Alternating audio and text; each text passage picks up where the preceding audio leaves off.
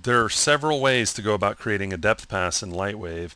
I thought we could take a look at an option that gives you a lot more control than some of the other options. So first, let's start off by taking a look at what's going on with the depth pass. To do this, I'm going to go to Control F8, add image filter, and we'll just use, for right now, we'll use the render buffer view. Okay, and let's just choose depth. Close that down. Let's do a quick render. And if we come over here to depth, we'll see that the farther away that the objects get, the more white they become, the higher the value, and the closer they are, the lower the value, and it becomes more black. Now, the way the depth pass is automatically set up is the farther, the farthest object, farthest point on the object is what it's going to base this gradient, this black and white gradient off of. So if I come over to this view, we can see that probably this tip of this flat plane here, that's what is going to be farthest from the camera. Okay, so it's going to be, you can see it's kind of fading to white there. So if we take, I'm going to just slide that. If we take and move that closer, we'll get a different result. So I'm going to go ahead and do another render, come over to depth, and as we can see, because that the tip of that object is much closer, we're seeing more white in here. Now, what if you want to have that kind of control, but you don't want to move your objects can't move around in the scene, for your animation, and you want the objects to stay the same, but you want to be able to have a little more control. The setup before, let's just go back and see the original setup. I might not have the amount of detail in my depth for the truck that I want with this setup. So we can manually set it up, and it might give us a little more control. So let's go ahead and take a look at that as another option. So I'm going to go to Control F8, and we'll just uncheck buffer view, render buffer view, because we don't need that. I'm just actually going to close this down. And let's go ahead and manually set up creating a depth pass.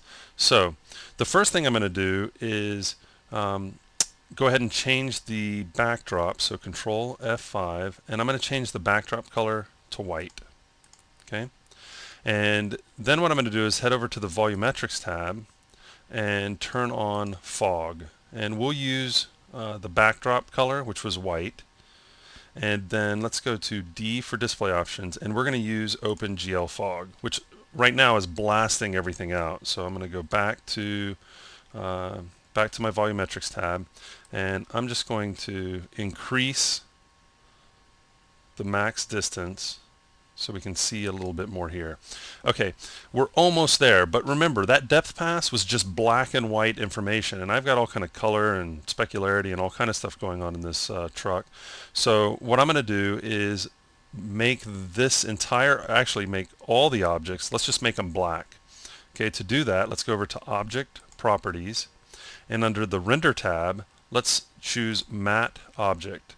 And we'll do that for both layers, because I've got the ground layer and I've got the truck layer.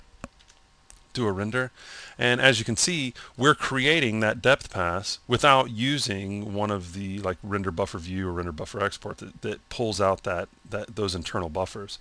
Okay, so this is just a straight render. We're not using any of those internal buffers, and of course we can save this off however we like. If we decide that we want to adjust this, well, we can just go back to Control F6, which is the Volumetrics tab on the effects panel, and let's just dial that down a little bit. Do another render, and we've got this. If I dial it down even more, or actually I need to dial it up. I was dialing it the wrong way. Okay, there we go. So we can start seeing it get a little darker, and I'm just going to dial it up some more. And there we go. So depending on how we want our depth pass to be, will depend on where we set the max distance. This is allowing us to not just worry about where the farthest point is on the farthest object. We can go in and just manually create the depth pass as we need to, and then as the objects move around in the scene, our depth pass stays the same. It's the fog is not going to change unless we want to change the fog, and then we would just set an envelope here. So this is just a quick look at an alternative way of creating a depth pass. This would be creating it manually, but you might find you have more control, and it might give you the look you're after with your depth pass.